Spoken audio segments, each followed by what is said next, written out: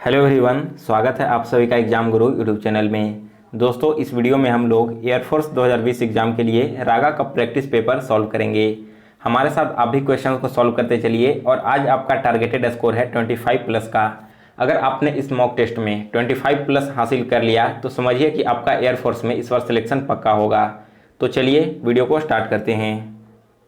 So guys, first question है आज का। दो संख्याओं का योग उनके अंतर का 100 गुना है, तो दोनों संख्याओं का अनुपात क्या होगा। बिल्कुल इजी क्वेश्चन है। इसमें क्या कहा गया है कि दो नंबर्स हैं और उन दोनों का सम उसके डिफरेंस का 4 गुना है।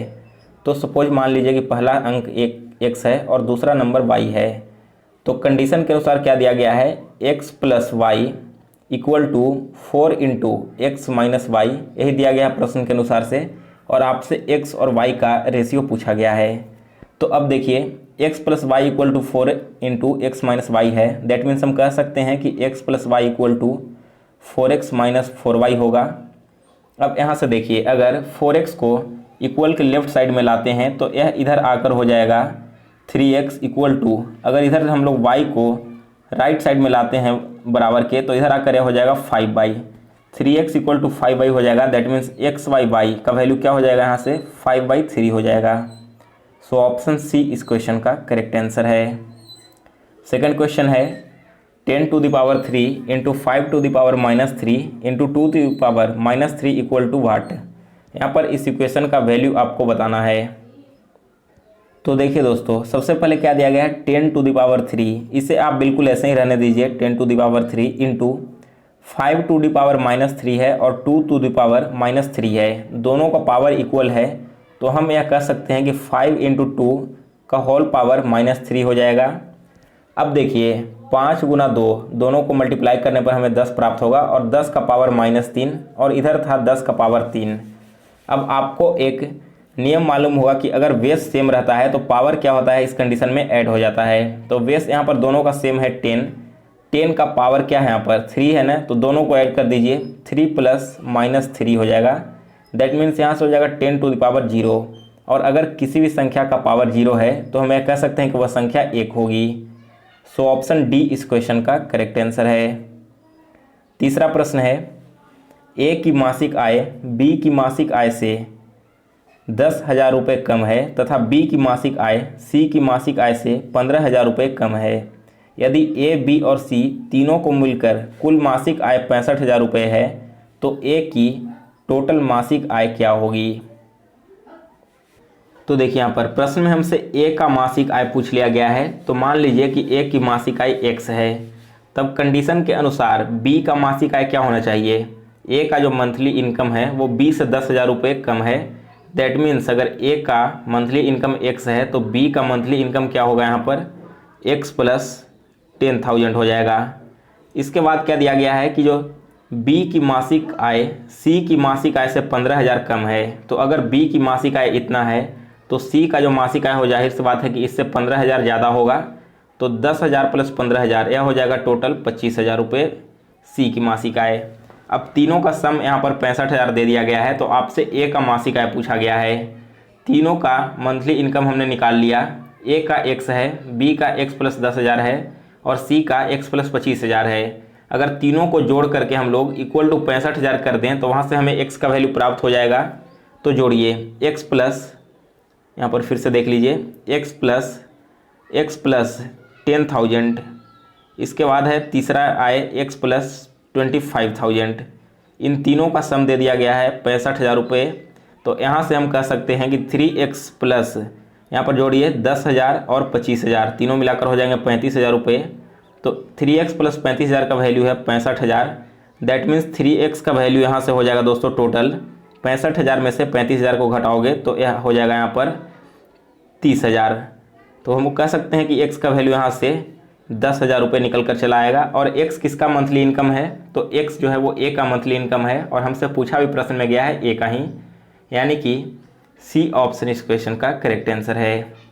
फोर्थ क्वेश्चन, एक फुटकर विक्रेता किसी वस्तु पर 1,000 रुपये मूल्य अंकित करता है।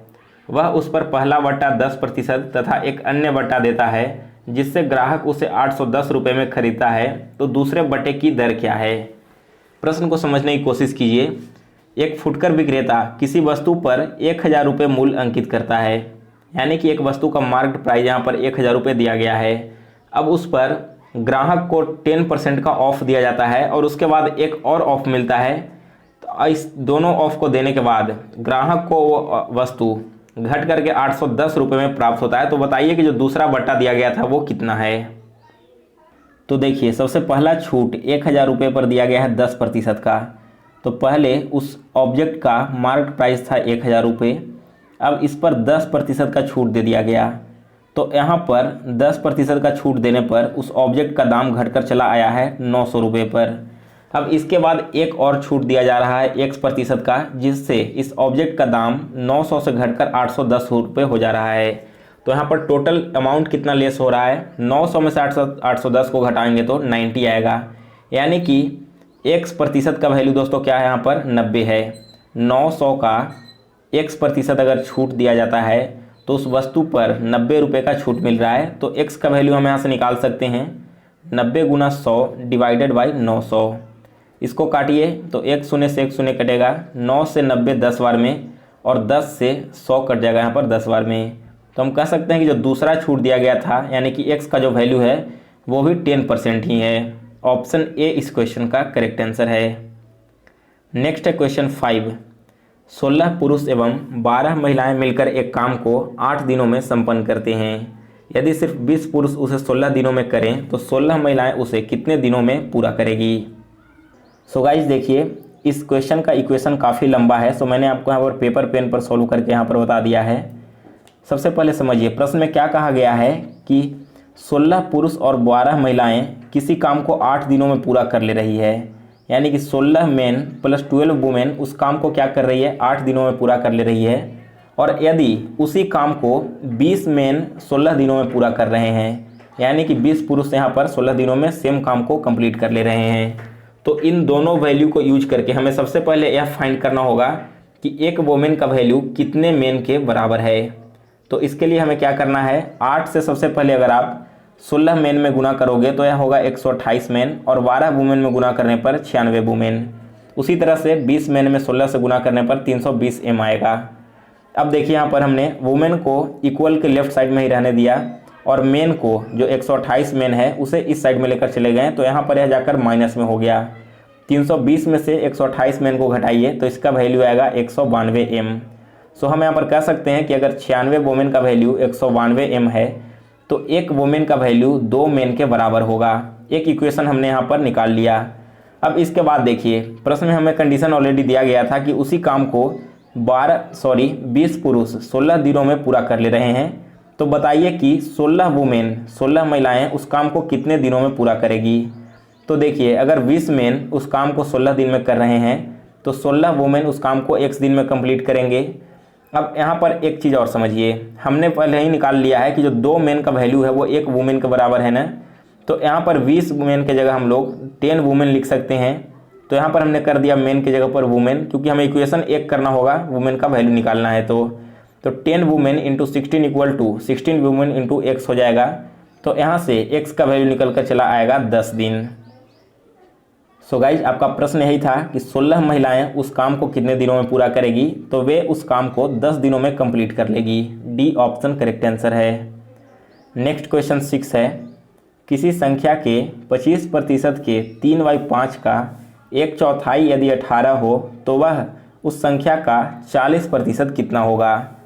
एक संख्या का 25% का 3/5 का 1/4 अगर 18 दिया गया है तो सबसे पहले तो उस संख्या को फाइंड करना है और फिर उसका 40% निकालना है। मान लीजिए कि वह संख्या x है। तो देखिए क्या कहा गया है, x का 25% यानी कि x गुना 25/100 कर देंगे और इसका 3/5 का 1/4 भाग यहाँ हमें दे दिया गया है 18। तो अब देखिए इसको कैसे सॉल्व करेंगे। 25 से 100 कटेगा 4 बार में, दैट मीन्स हम कह सकते हैं कि ऊपर में 3x हो जाएगा और नीचे में हो जाएगा 4 गुना 5 गुना 4। दैट मीन्स 4 में 5 से गुना करने पर 20 और 20 में 4 से गुना करेंगे तो 80 प्राप्त होगा।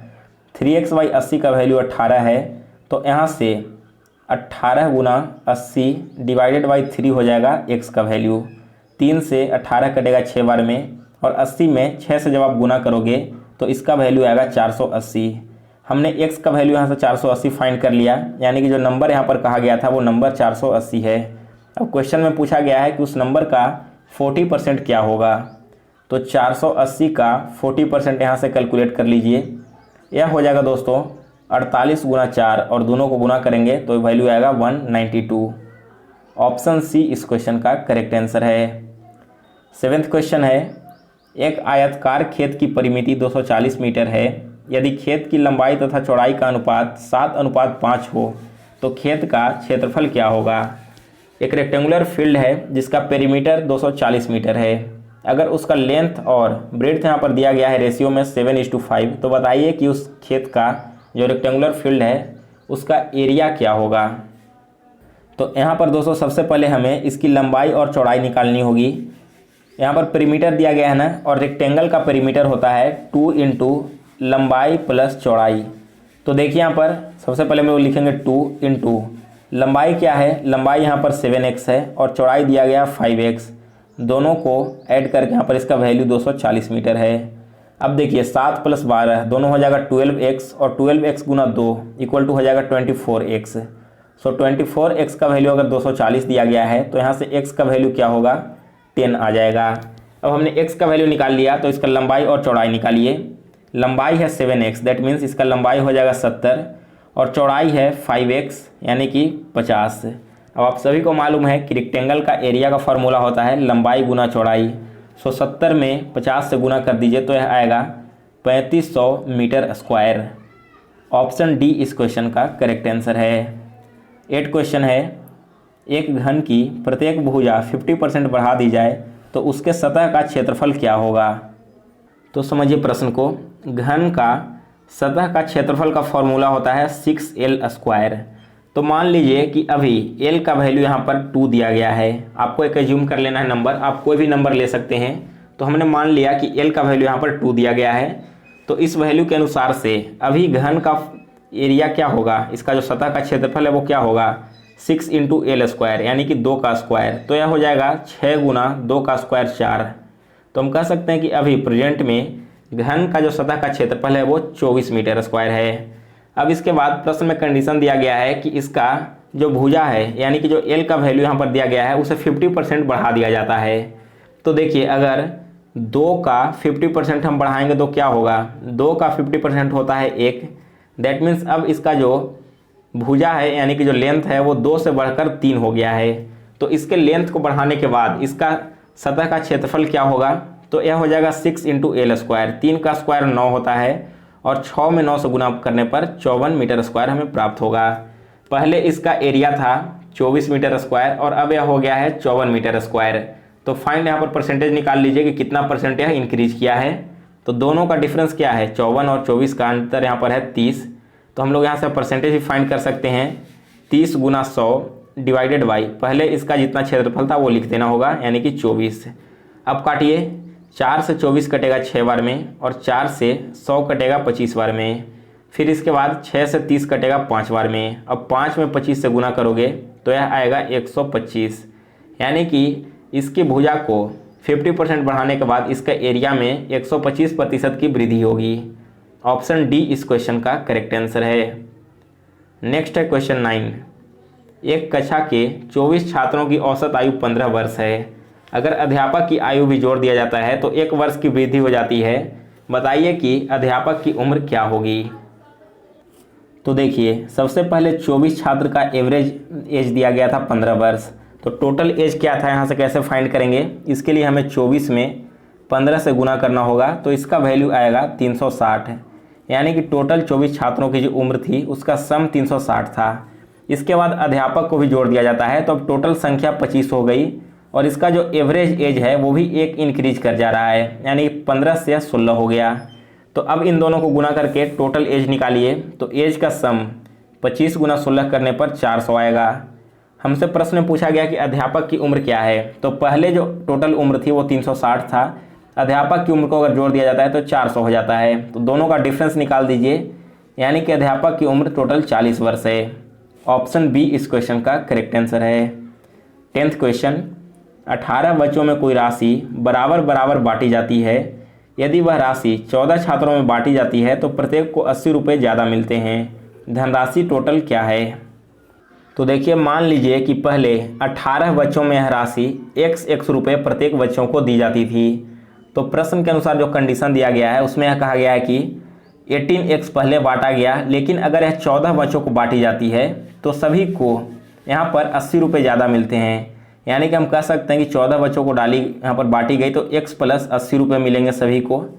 तो यहाँ से अगर x का वैल्यू आप निकाल लीजिए तो आपका आंसर निकल कर चला आएगा।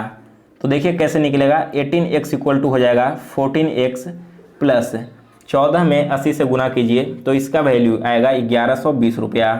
तो यहाँ से अब देखिए 14x को इक्वल के लेफ्ट साइड में लाइए तो 18 माइनस 14x हो जाएगा। तो यहाँ से इसका वैल्यू आएगा 4x, और 4x का वैल्यू अगर 1120 है तो x का वैल्यू यहाँ से जाहिर सी बात है कि 280 रुपये हो जाएगा। ऑप्शन ए इस क्वेश्चन का करेक्ट आंसर है। 11वां क्वेश्चन है, श्याम अपने घर से निकलकर पूरब दिशा में 40 मीटर जाता है, वहाँ से वह बाएं मुड़कर 40 मीटर चलता है, फिर से वह बाएं मुड़कर 50 मीटर चलता है और अंत में बाएं मुड़कर 40 मीटर चल के रुक जाता है। तो बताइए कि वह अपने प्रारंभिक स्थान से कितनी दूरी पर है। तो देखिए बिल्कुल ईजी है। मान लीजिए श्याम ने यहाँ से चलना प्रारंभ किया तो वह पूरब डायरेक्शन में सबसे पहले 40 मीटर गया, इसके बाद बाईं ओर मुड़कर वो 40 मीटर चलता है, फिर यहाँ से वो बाईं ओर मुड़कर 50 मीटर चलता है और लास्ट में फिर से वो बाईं ओर मुड़ता है और 40 मीटर और चलता है, रुक जाता है। तो आपको इन्हीं दो डिस्टेंस के बीच की दूरी निकालनी है। तो देखिए आपको मालूम है कि यहाँ के से यहाँ तक की टोटल दूरी क्या है, 40 मीटर है, और ऊपर टोटल की दूरी 50 मीटर है। तो 50 से अगर 40 को घटा दीजिए तो इसका दूरी यहाँ पर 10 मीटर निकल कर चला आ रहा है। तो इसका जस्ट जो पैरेलल नीचे में रास्ता बना हुआ है उसका भी दूरी भी यहाँ पर 10 मीटर ही होगा। सो ऑप्शन ए इस क्वेश्चन का करेक्ट आंसर है। 12 क्वेश्चन है। देखिए आप लोग कमेंट करते हैं क्वेश्चन काफ़ी इजी आ रहा है, लेकिन आपको बता दूं कि जो रीजनिंग के क्वेश्चंस मैं भी आपको यहाँ पर करवा रहा हूँ बिल्कुल इसी टाइप के क्वेश्चंस आपसे एग्जाम में पूछे जाते हैं। केवल जो पैटर्न रहता है थोड़ा सा हार्ड वो आपका रहेगा फिगर वाले क्वेश्चंस का, बाकी जितने भी सारे क्वेश्चंस हैं सारे आपको इसी लेवल के वहाँ पर मिलेंगे। देखिए 12वां क्वेश्चन है, किसी कूट भाषा में प्लस को गुना, माइनस को डिवाइड, गुना को जोड़ तथा डिवाइड को घटाव लिखा जाए तो इस इक्वेशन का वैल्यू क्या होगा। तो देखिए सबसे पहले 67 है और इसके बाद प्लस 6 है ना, लेकिन प्लस को गुना कहा जा रहा है तो हमने यहाँ पर गुना 6 कर दिया। फिर है -3, लेकिन माइनस को यहाँ पर कहा गया है दोस्तों प्लस, तो हमने यहाँ पर लिख लिया माइनस को यहाँ पर कहा गया डिवाइड, तो हमने यहाँ पर लिख लिया डिवाइडेड बाई 3।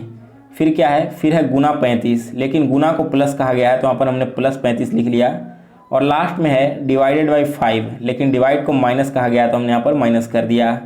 अब इसे काटिए तो 67 सबसे पहले यहाँ पर होगा, इसके बाद 67 के बाद यहाँ पर देखिए 3 से 6 कटेगा 2 बार में, यानी कि 67 गुना 2 प्लस 30 और -5 हो जाएगा। 67 में 2 से गुना कीजिए और यहाँ पर 30 को ऐड करके -5 कीजिए तो इसका वैल्यू आएगा 164। ऑप्शन डी इस क्वेश्चन का करेक्ट आंसर है। गाइज आप लोगों को बता दूं कि एयरफोर्स 2020 एग्जाम के लिए वाई ग्रुप का मॉक टेस्ट तैयार किया गया है। तो जिन लोगों ने अभी तक इस मॉक टेस्ट को परचेज नहीं किया है, लिंक डिस्क्रिप्शन बॉक्स में मिल जाएगा, वहां से आप इसे परचेज कर लें। इसमें दिए गए सारे क्वेश्चंस एग्जाम के पैटर्न के अकॉर्डिंग है और 5 मॉक टेस्ट के लिए केवल 25 रुपीज़ प्राइस रखा गया है, जो कि काफ़ी कम है। तो एक बार आप लोग इसे परचेज करके जरूर अटेंड करें। चलिए हम आगे बढ़ते हैं अपने अगले क्वेश्चन की ओर। अगला प्रश्न है 13 नंबर, यदि क्लाउज को इस प्रकार से कोड किया गया है और ऑब्जेक्ट को ऐसे कोड किया गया है तो कंपेल को कैसे कोड करेंगे। तो समझिए क्लाउज को कैसे कोडिंग किया गया है। क्लाउज का जो शुरू का 3 लेटर है CLA, इसे कन्वर्ट कर दिया गया है दोस्तों ALC में। इसके बाद लास्ट का जो 3 लेटर है USE, इसको कर दिया गया है ESU में, यानी कि इसे जस्ट उल्टा क्रम में सजा दिया गया है। तो कंपेल को अगर हम कोड करेंगे तो सबसे पहले क्या है, सबसे पहले है COM, तो इसे हम लोग कोड करेंगे MOC में। फिर है PEL, जिसे कोड करना होगा LEP में, यानी कि इस क्वेश्चन का ऑप्शन डी करेक्ट आंसर है।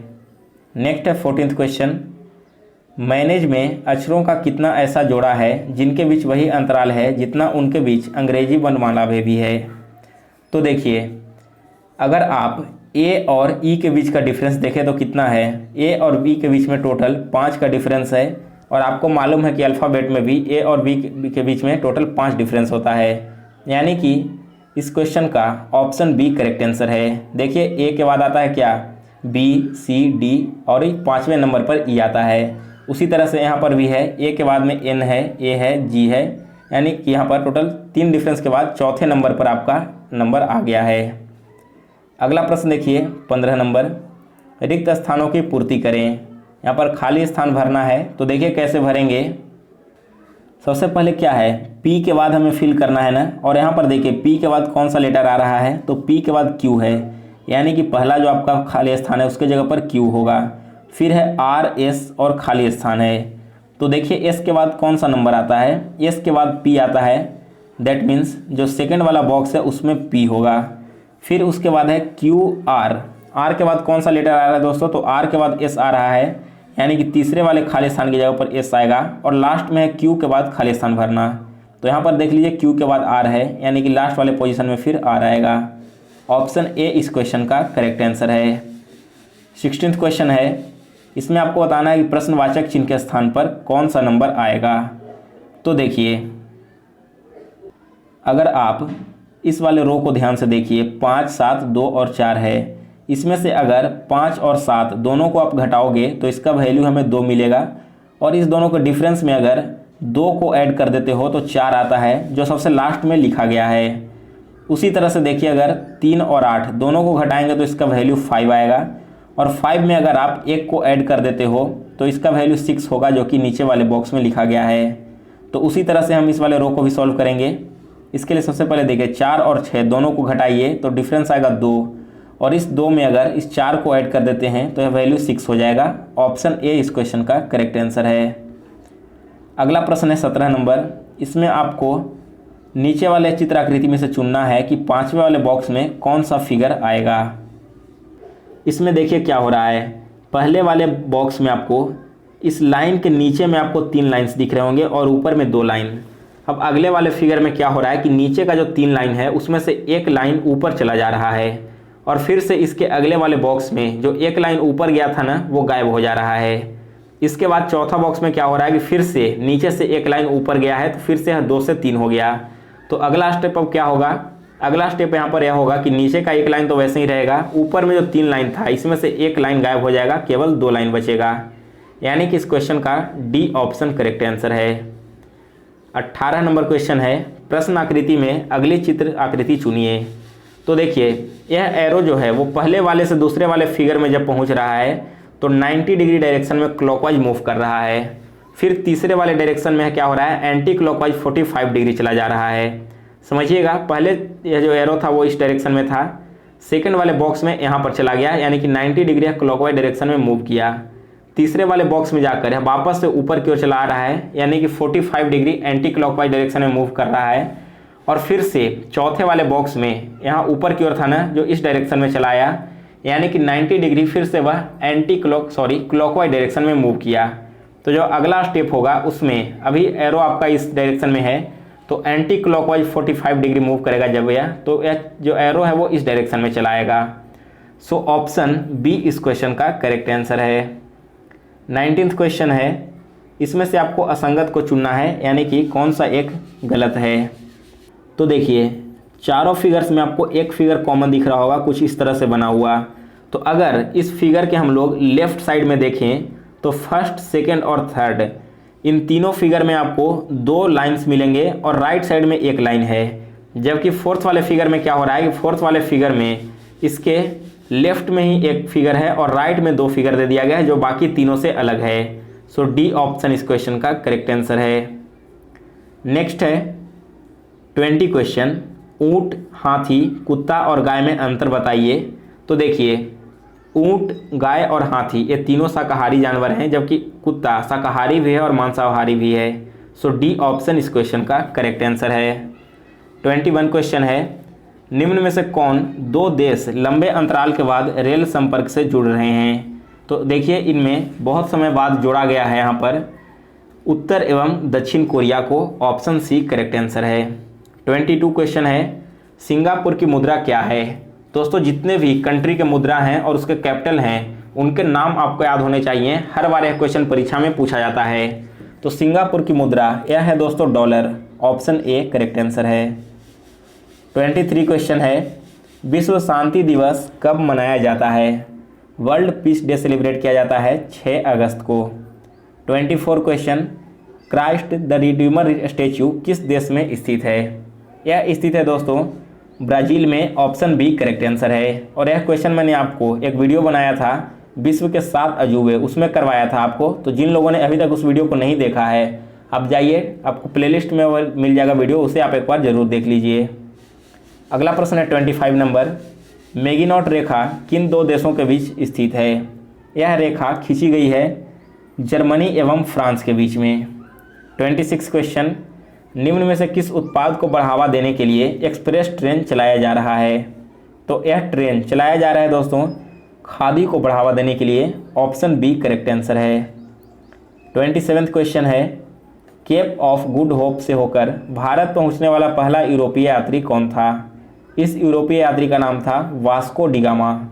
और आपको कमेंट करके बताना है कि वास्को डी गामा किस वर्ष भारत में आया था। 28 क्वेश्चन, दुनिया का सबसे बड़ा हवाई अड्डा खालिद हवाई अड्डा किस शहर में है? यह स्थित है रियाद में। 29 क्वेश्चन, मरडेगा कप का संबंध किस खेल से है? तो देखिए मरडेगा कप यह संबंधित है दोस्तों फुटबॉल से, ऑप्शन ए करेक्ट आंसर है। और लास्ट क्वेश्चन 50 है, ओम के नियम में किसकी व्याख्या नहीं मिलती है? तो देखिए ओम्स लॉ में संवेग के बारे में नहीं बताया गया है, जबकि इसके अलावा विद्युत धारा, विभवांतर और प्रतिरोध, इन तीनों का वर्णन किया गया है। सो गाइज आज का मॉक टेस्ट समाप्त हुआ। तो कमेंट करके बताइए कि आज आपने कितना स्कोर किया है। और अगर आपको वीडियो पसंद आया हो तो इसे लाइक कीजिए और जितने भी फ्रेंड्स के व्हाट्सएप स्टडी ग्रुप हैं उन सभी में इस वीडियो को शेयर कीजिए। साथ ही में दोस्तों अगर अभी तक आपने इस चैनल को सब्सक्राइब नहीं किया है तो इसे अभी ही सब्सक्राइब करके बेल नोटिफिकेशन को ऑन कर लें, जिससे आगे आने वाली हर एक वीडियो की नोटिफिकेशन आप तक सबसे पहले पहुँचती रहे।